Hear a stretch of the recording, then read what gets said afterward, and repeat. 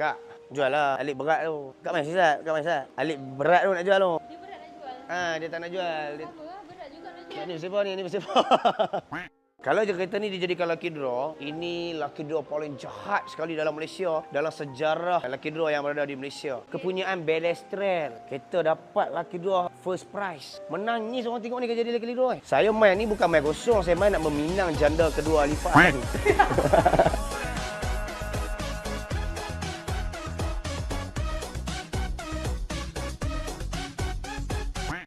Ini bukan janda kedua je.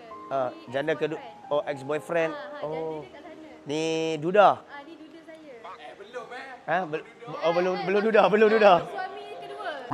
Gila coy nak Boleh. buat Betul. Okey. Boleh tak? Boleh tak? Kalau macam tu, balik dulu lah. Berapa you call dia? Dalam satu hari boleh? Bagi keputusan. Guys, dalam satu hari lah?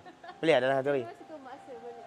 Boleh. Okey, dalam satu hari kita cuba dapatkan. Kita cuba deal sampai dapat. Kereta ni pun berat nak jual. Tapi kalau kereta ni jadikan lucky draw, aku tanya apa soalan lah. Pecah kepala ke tak pecah kepala? So far tak ada lagi orang buat R34 dijadikan lucky draw. Ini first ever event yang buat lucky draw. Soon, I Love Beauty mungkin akan buat lucky draw lebih jahat lagi pada ni. Mana kita tak nak tahu. Tapi yang pasti saya pakai kereta mereka.